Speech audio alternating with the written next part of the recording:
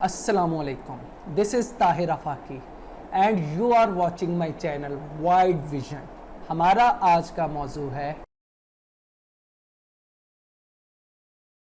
अफलातून, दुनिया का वो अजीम फ़लसफ़ी कि जिसके बारे में वाइट हेड ने कहा था कि मगरब का तमाम फ़लसफ़ा अफलातून के फ़लसफ़े की फुट नोट की हैसियत रखता है।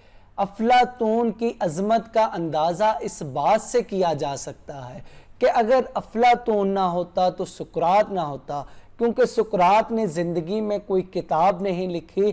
तो आज दुनिया अगर सुकरात से वाकिफ़ है तो अफलातून की वजह से वाकिफ़ है। अगर अफलातून की एकेडमी ना होती, अफलातून ना होता तो अरस्तू भी ना होता। तो यूं दुनिया के अजीम फ़लसफ़ियों को जन्म देने वाली शख्सियत अफलातून की है। अफलातून एक यूनानी फ़िलासफ़र था। उसका दौर क्लासिकल ग्रीक फ़िलासफ़ी का दौर है और अफलातून ने एकेडमी की बुनियाद रखी, दुनिया की वो पहली दानिशगाह बनाई जिसके नाम पर आज तकरीबन दुनिया की तमाम एकेडमीज़, तमाम दानिशगाहें अपना नाम रखती हैं। इसके साथ साथ अफलातून ने प्लेटोनिस्ट स्कूल ऑफ थॉट की बुनियाद रखी जिसे नो अफलातूनी स्कूल ऑफ थॉट भी कहा जाता है। अफलातून की अगर ज़िंदगी पर नज़र डालें तो अफलातून एक एथेनियन फ़िलासफ़र था जो कि 428 कबल मसीह में पैदा हुआ और 348 कबल मसीह में उसकी वफ़ात हुई। अफलातून का ताल्लुक एक अरिस्टोक्रेटिक फैमिली से था, यानी वो अशराफिया फैमिली से ताल्लुक़ रखता था। इब्तिदा में अफलातून को पहलवानी का भी शौक़ था। अफलातून ने अपनी इब्तदाई तालीम में मैथमेटिक्स और म्यूज़िक की तालीम हासिल की। अफलातून को दुनिया का पहला आइडियलिस्ट फ़िलासफ़र कहा जाता है। अफलातून पर अगर हम देखें जिन जिन शख्सियात का असर है, उनमें सबसे ज़्यादा गहरा असर सुकरात का है। इवन अफलातून की मशहूर ज़माना किताब रिपब्लिक और डायलॉग्स और अपोलॉजी, ये सब की सब किताबें सुकरात पर लिखी गई हैं या सुकरात के आइडियाज़ पर लिखी गई हैं। फिर अफलातून हेराक्लाइटस से भी मुतासर था, पैथागोरस उससे भी मुतासर था, पारमेनिडिस और सोफिस्ट से मुतासर था। ये तमाम लोग थे, सोफिस्ट वो लोग थे जो अहले इल्म समझे जाते थे। ये वो तमाम फ़िलासफ़िकल थॉट्स हैं जो कि उसने सुकरात से मुस्ताल लिए हैं। सुकरात के आइडियाज़ को असल में अफलातून ने अपने आइडियाज़ की बुनियाद बनाया। सुकरात की तरह अफलातून का भी यही ख्याल था कि N unexamined life is not worth living, यानी कि एक गौर व फिक्र के बग़ैर ज़िंदगी जीने के काबिल नहीं है। यही वजह है कि इन दोनों अजीम फ़लसफ़ियों का ख्याल था कि इंसान गौर व फिक्र के ज़रिए वो अलूम हासिल करता है जो इंसान इस दुनिया में आने से पहले एक आइडियल वर्ल्ड में जो मौजूद अलूम थे उनको वो हासिल कर लेता है। अफलातून के मुताबिक there are two types of world. Number one ideal world जो कि रियल वर्ल्ड है, और दूसरी ये मटीरियल वर्ल्ड जिसमें रह रहे हैं। अफलातून के मुताबिक इस दुनिया में आने से पहले हम उस आइडियल वर्ल्ड में रह रहे थे जो कि कंप्लीट थी, और फिर हमें उस आइडियल वर्ल्ड से निकाल दिया गया और हम इस इम्परफेक्ट वर्ल्ड यानी मटीरियल वर्ल्ड में आ गए। अब हमारी ज़िंदगी का मकसद ये है कि हम गौर खोज के ज़रिए और अलूम के ज़रिए उस आइडियल वर्ल्ड के साथ कनेक्टिविटी करें और इस दुनिया को परफेक्ट बनाएं। इस दुनिया में जितने भी आइडियाज़ हैं वो उस आइडियल वर्ल्ड से आते हैं। इवन यहाँ पर जितनी भी इकसाम के जानवर पाए जाते हैं, जितनी भी अशिया पाई जाती हैं, उनकी एक शबीह वहाँ पर मौजूद थी। वो तमाम जानदार अशिया या वो तमाम चीज़ें जो यहाँ पर मौजूद हैं उनकी एक डाई वहाँ आइडियल वर्ल्ड में मौजूद थी जो इस दुनिया में है। अफलातून के मुताबिक अब हमारी ज़िंदगी का मकसद यही है कि उस वर्ल्ड से आइडियाज़ लाकर इस दुनिया पर امپلیمنٹ کیے جائیں۔ افلاطون اپنے اس آئیڈیل ورلڈ کی مثال ایلیگری آف کیو سے دیتا ہے۔ ایلیگری آف کیو کیا ہے؟ افلاطون ایک مثال دیتا ہے، اس مثال کے مطابق نوع انسانی ایک غار میں پیدا ہوئی ہے اور وہ تمام انسان غار میں دیوار کی طرف منہ کر کر بیٹھے ہوئے ہیں اور تمام لوگ باندھے ہوئے ہیں۔ تو غار میں پیچھے سے روشنی آ رہی ہے اور اس روشنی کے ذریعے جو شیڈوز دیوار پر بن رہے ہیں تو لوگوں کے خیال میں اصل ریالٹی یہ ہے، جبکہ اصل ریالٹی اس کے برعکس یعنی غار کے باہر ہے۔ پھر افلاطون کہتا ہے کہ ایک انسان رسیوں سے اپنے آپ کو چھڑاتا ہے اور غار سے باہر جا کر دیکھتا ہے کہ باہر خوبصورت وادیاں ہیں، سبزہ ہے، پرندے چہچہا رہے ہیں، نیلا آسمان ہے۔ یہ ساری خوبصورتی دیکھ کر وہ جوش میں آ کر سب لوگوں کو بتاتا ہے کہ باہر یہ ہے، اصل ریالٹی تو وہ نہیں جو ہم اس دیوار پر دیکھ رہے ہیں۔ جبکہ وہ لوگ اسے برا بلا کہتے ہیں اور وہ کہتے ہیں کہ نہیں، اصل ریالٹی یہ ہے۔ تو اصل میں اس ایلیگری آف کیو کے ذریعے افلاطون یہ بات بتانا چاہتا ہے کہ جو انسان غور و فکر کرتے ہیں وہی غار کے باہر جا کر اصل دنیا کو دریافت کرتے ہیں اور اصل دنیا کو وہی لوگ دیکھ پاتے ہیں، یعنی اہل علم ہی لوگ ریالٹی تک پہنچتے ہیں۔ پھر اس کے بعد افلاطون کا جو سب سے اہم آئیڈیاز ہیں وہ پولیٹیکل آئیڈیاز ہیں، جو کہ انتہائی زیادہ اہم ہیں۔ 3 بہت اہم کتابیں ہیں، the Republic, the Statesman, the Laws. یہ 3 کتابیں افلاطون کے پولیٹیکل آئیڈیاز کی بنیاد سمجھی جاتی ہیں۔ ان میں دی ریپبلک میں افلاطون نے اپنی آئیڈیل ریاست کا تصور پیش کیا ہے، اور دی اسٹیٹسمین میں وہ فلسفی حکمران کن کن خصوصیات کا حامل ہے ان خصوصیات کے بارے میں گفتگو کی گئی ہے۔ اور پھر دی لاز جو کہ افلاطون نے اپنی زندگی کے آخر میں لکھی تھی، اس میں افلاطون کا کہنا ہے کہ ایک ریاست کا نظام بہترین انداز میں صرف اور صرف لاز کے ذریعے ہی چلایا جا سکتا ہے۔ اس کے علاوہ ان کی کتاب دی ڈائیلاگز ہیں، جس میں سقراط ان کے بحث و مباحثے مختلف حضرات سے دکھائے گئے ہیں۔ پھر اپولوجی، جس میں سقراط کا آخری وقت میں جو ٹرائل ہوا تھا اس کے بارے میں لکھا گیا ہے۔ اب ہم دیکھتے ہیں افلاطون کے پولیٹیکل آئیڈیاز۔ تو پولیٹیکل آئیڈیاز میں جو بیس جو بک سمجھی جاتی ہے وہ دی ریپبلک ہے۔ دی ریپبلک میں افلاطون نے اپنی ایک خیالی ریاست کا تصور پیش کیا ہے۔ تھیوری آف فارمز میں وہ جس آئیڈیل ورلڈ کی بات کر رہا ہے تو اس آئیڈیل ورلڈ میں ایک آئیڈیل ریاست ہے، اس ریاست کو تصوراتی شکل میں افلاطون اپنی اس کتاب میں پیش کرتا ہے۔ اس کتاب میں افلاطون کے مطابق 3 کلاسز ہیں۔ ان 3 کلاسز میں پہلی کلاس فلاسفرز کی ہے، دوسری سولجرز یعنی فوجیوں کی ہے، اور تیسری کلاس لیبر یعنی مزدوروں کی ہے۔ وہ ان 3 کلاسز کی مثال انسانی جسم سے دیتا ہے۔ انسانی جسم میں سب سے اوپر انسان کا ہیڈ ہے یعنی برین ہے، پھر اس کی چسٹ ہے اور پھر پیٹ ہے۔ ہیڈ کے حامل لوگوں کو وہ فلسفی کہتا ہے، چسٹ کے حامل لوگوں کو وہ سولجرز کہتا ہے، اور پھر ایبڈومن یعنی پیٹ یہ لیبر کلاس ہے۔ یعنی ہیڈ سوچنے کا کام کرتی ہے تو جو لوگ سوچتے ہیں ان کو وہ فلسفی کہتا ہے، پھر چسٹ یہ ایک بہادری کی علامت ہے تو اس سے جو لوگ کام لیتے ہیں وہ سولجرز ہیں، اور تھرڈ جو پیٹ پوجا کرتے ہیں، جو اپنی انسٹنکچول ڈیزائرز کو فوکس کرتے ہیں، وہ لیبرر کلاس ہے۔ پھر ان کی کوالٹیز وہ بتاتا ہے کہ یہ فلاسفرز جو ہیں یہ سپیریئرز ہیں، کیونکہ یہ سوچ بچار سے کام لیتے ہیں، وہ آئیڈیل ورلڈ کے آئیڈیاز کو یہاں پر امپلیمنٹ کرتے ہیں، تو یہ سب سے زیادہ سپیریئر ہیں۔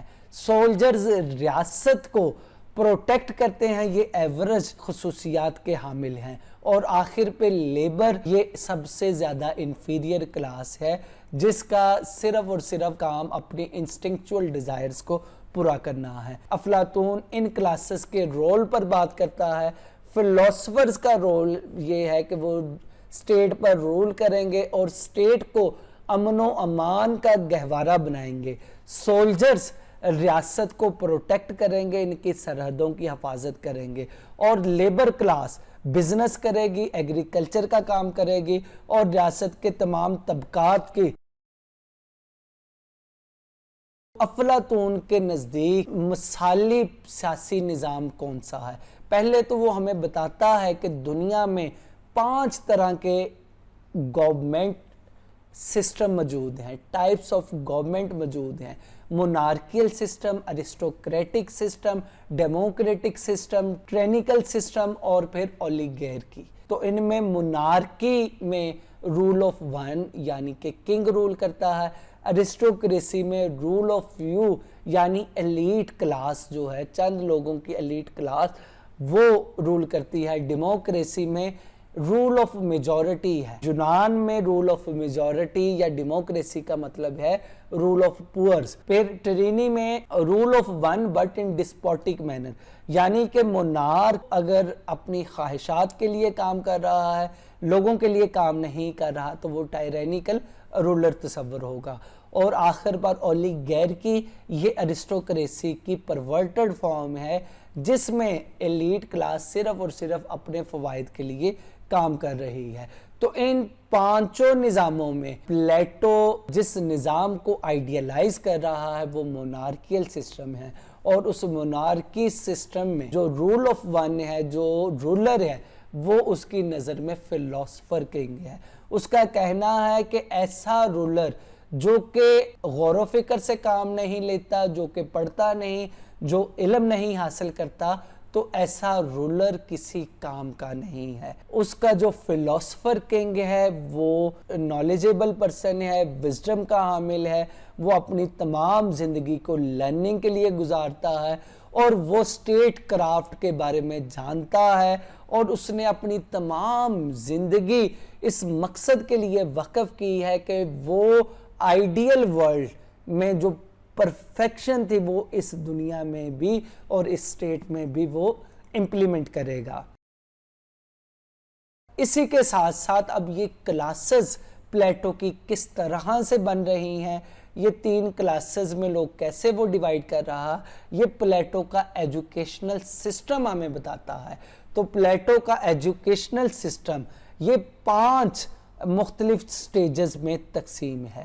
پہلی سٹیج ارلی چائلڈہڈ ایجوکیشن ہے، جو کہ بچے کے پیدا ہونے سے لے کر 7 سال تک جاری رہتی ہے۔ اس سٹیج میں ریاست اور والدین بچے کو ایتھیکل ایجوکیشن دیتے ہیں، وہ بچوں کو مختلف سٹوریز کے ذریعے صحیح اور غلط کا فرق بتاتے ہیں۔ پھر دوسری سٹیج 7 سال سے لے کر 17 سال کی ہے، جس میں بچوں کو جمناسٹک، میوزک، ان کی اسپرچول ڈیولپمنٹ، فزیکل ڈیولپمنٹ کی جاتی ہے۔ تھرڈ سٹیج جو کہ 17 سے 20 سال کی ہے، اس میں آرمی ٹریننگ دی جاتی ہے، میتھمیٹکس اور لاجک کے علوم اور مختلف سوشل علوم سکھائے جاتے ہیں، اور پھر ایگزام ہوتا ہے، اور اس ایگزام میں جو کامیاب ہوتا ہے وہ اگلے سٹیج میں چلا جاتا ہے، جبکہ جو ناکام ہوتے ہیں وہ اپنے درجے کے لحاظ سے یا تو لیبر کلاس میں چلے جاتے ہیں یا پھر سولجر کلاس میں چلے جاتے ہیں۔ پھر فورتھ سٹیج جو کہ 20 سے 35 سال کی عمر تک کی ہے، اس میں آنے والے لوگ mathematics, logic, meta physics, natural sciences یہ حاصل کرتے ہیں اور مختلف علوم حاصل کرتے ہیں، اور ان میں کامیاب ہونے والے لوگ وہ اگلی 5th سٹیج میں چلے جاتے ہیں، جبکہ ناکامی کے عامل لوگ وہ ایڈمنسٹریشن میں چلے جاتے ہیں، مختلف ایڈمنسٹریٹو عہدوں پر فائز ہو جاتے ہیں۔ اور پھر اس کے بعد آخری سٹیج 5th سٹیج جو کہ 35 سال سے لے کر 50 سال تک کی ہے، اس سٹیج میں جو لوگ پڑھتے ہیں وہی فلاسفر کنگ بنتے ہیں۔ ان میں سے جو کامیاب ہوتے ہیں وہ کنگ بن جاتا ہے، اور باقی جو ہے اس کی مقننہ یعنی کہ قانون سازی میں باقی لوگ جو ہیں کنگ کا ساتھ دیتے ہیں۔ یہ سب سے زیادہ لرنڈ لوگ ہوتے ہیں، حکیم ہوتے ہیں، دانا ہوتے ہیں، جو کہ ریاست کا نظام چلاتے ہیں۔ اب اس ایجوکیشنل سسٹم پر کافی زیادہ تنقید بھی ہوئی ہے. کچھ لوگوں کا کہنا ہے کہ یہ ایجوکیشن سسٹم امپریکٹیکل ہے، یعنی اس پر عمل درآمد نہیں ہو سکتا، یہ ویل ڈیفائنڈ نہیں، اس میں کیا کیا پڑھایا جائے گا، سلیبس کیا ہوگا، کس طرح کا ہوگا، کیا سلسلہ، تفصیلات موجود نہیں. اور سب سے بڑا اعتراض یہ ہے کہ یہ بہت زیادہ لانگ ہے، یعنی کہ 50 سال تک یہ ایجوکیشن سسٹم چلتا ہے. تھیوری آف جسٹس، پلیٹو کی تھیوری انتہائی زیادہ اہمیت کی حامل ہے. تو یہ اصل میں بنیادی طور پر وہی تھیوری ہے کہ پلیٹو جو ہے، پلیٹو سے پہلے جو تصور تھا جسٹس کا وہ یہی تھا کہ طاقتور جو ہے اس کی جو کمانڈ ہے وہی اصل میں جسٹس ہے، جبکہ پلیٹو نے اس تصور کو تبدیل کیا اور اس کا جو کہنا ہے کہ انسان جس مقصد کے لیے پیدا کیا گیا ہے اس کے مطابق اگر اپنی زندگی گزارتا تو یہ جسٹس ہے. یعنی ریاست پیدا کی گئی ہے کہ یہ انسانوں کی ڈیولپمنٹ میں کام آئے، اگر ریاست یہ کام مکمل کر رہی ہے تو یہ جسٹس ہے. اسی طرح اس نے اپنی دا ریپبلک میں 3 کلاسز پیدا کی ہیں، اس کے مطابق پہلی کلاس فلاسفرز، دوسری سولجرز اور تیسری لیبرر کلاس ہے. فلاسفرز کا کام ہے رول کرنا، سولجرز کا کام ہے سرحدوں کی حفاظت کرنا اور لیبر کا کام ہے ایگریکلچر اور بزنس کرنا. اب یہ جو لوگ ہیں فلاسفر کلاس میں سولجرز زبردستی آ جاتے ہیں اور رول شروع کر دیتے ہیں تو یہ ظلم ہے. وہ لوگ جو کہ لیبرر کے حامل ہیں وہ فلاسفر بن جائیں یا وہ سولجر بن جائیں تو یہ ظلم ہوگا، یہ انجسٹس ہوگی. تو یہ پلیٹو کے ہاں جو ہے جسٹس کا تصور ہے. اس کے ساتھ ساتھ پلیٹو کا خیال ہے اب یہ تمام کلاسز جو کہ تعلیم کے ذریعے یہاں تک پہنچ رہی ہے، تعلیمی نظام اگر بہتر انداز میں ڈیلیور کر ان لوگوں کو ان کی صحیح کلاسز میں ان کی درجہ بندی کرواتا ہے تو یہ جسٹس ہے. تو پلیٹو کے ہاں تصور انصاف یہی ہے. پلیٹو کا اگر ہم تصور انصاف دیکھیں تو وہ اس کی ہمیں ریاست میں نظر آتا ہے کہ تمام انسان جس کام کے لیے جس مقصد کے لیے پیدا ہوئے ہیں ان کو اسی مقصد کے لیے لگایا جائے. اگر کوئی انسان فلسفی ہے بائی نیچر تو اسے فلسفی بنایا جائے، یہ ریاست کا کام ہے. اسی طرح کوئی سولجر ہے تو اسے سولجر بنایا جائے، لیبر ہے تو لیبر بنایا جائے. جو ٹیلنٹڈ لوگ ہیں وہ رول کریں، یہ انصاف ہے. جو بہادر لوگ ہیں وہ سرحدوں کی حفاظت کریں، یہ انصاف ہے. جو لوگ سکلز کے حامل ہیں، لیبرز ہیں تو وہ لیبر کرے تو یہ انصاف ہے. اور اصل میں انصاف پلیٹو کے ہاں یہی ہے کہ جو انسان جس کو ڈیزرو کرتا ہے، جس کام کو ڈیزرو کرتا ہے وہی کام کرے تو یہ عین انصاف ہے. پھر ہم دیکھتے ہیں پلیٹو کی تھیوری آف کمیونزم. پلیٹو کی تھیوری آف کمیونزم کافی حد تک جو ہے ایڈوانسڈ ہے. موجودہ اگر مارکسسٹ تھیوری دیکھی جائے تو وہ صرف اکانومی کو کور کرتا ہے، جبکہ پلیٹو کی تھیوری یہ اکانومی کے ساتھ ساتھ یہ فیملی نظام کو بھی کور کر رہا ہے. اب پہلے تو ہم دیکھ لیں کہ کمیونزم کیا ہے. کمیونزم کو اگر ڈیفائن کیا جائے تو یہ property owned by community. Marx نے اس کی جو تعریف کی ہے means of production owned by community, جبکہ پلیٹو کے ہاں جو اس کی ڈیفینیشن یہ کی جاتی ہے کہ property and family owned by community, یعنی کمیونٹی اور یا اسٹیٹ جو ہے پراپرٹی اور فیملی کی محافظ ہے، وہ اصل میں اس کی رولر ہے. تو پلیٹو کے ہاں رولر اور سولجر کلاس یہ پراپرٹی نہیں رکھ سکتی. پلیٹو کا کہنا ہے کہ اگر یہ دونوں کلاسز پراپرٹی رکھیں گی تو یہ عیش و عشرت میں پڑ جائیں گی اور اپنے فرض سے غافل ہو جائیں گی، لہٰذا یہ دونوں کلاسز پراپرٹی نہیں رکھ سکتی. اگر کوئی کلاس پراپرٹی رکھ سکتی ہے تو وہ لیبرر کلاس ہے. لیبرر کلاس جو ہے اس عیاشی کی متحمل ہو سکتی ہے. پھر اس کا کہنا ہے کہ فیملی جو ہے یہ انسان کی سینٹر آف ایموشنز ہوتی ہے. اگر فلاسفرز اور سولجرز فیملی رکھیں گے تو اس کا نقصان یہ ہوگا کہ یہ اپنی صلاحیتوں کو یا اپنے ایموشنز کو اپنی فیملی کے لیے وقف کریں گے، ریاست کے لیے وقف نہیں کریں گے، تو اس سے یہ ایک مسئلہ پڑے گا کہ وہ ریاست سے اپنی ذمہ داریوں سے دور ہو جائیں گے۔ لہٰذا پلیٹو فیملی نظام کو ہی ختم کر دیتا ہے۔ پلیٹو کا کہنا ہے best man for best woman, یعنی کہ ایک اچھا مرد ایک اچھی عورت کے لیے ہے۔ تو پلیٹو کے ہاں صرف تصور یہی ہے کہ یہ دونوں مرد اور عورت کا آپس میں ملاپ کیا جائے، ایک اچھا بچہ پیدا ہو۔ یہ بچہ ان مرد اور عورت کا نہیں بلکہ ریاست کا ہے۔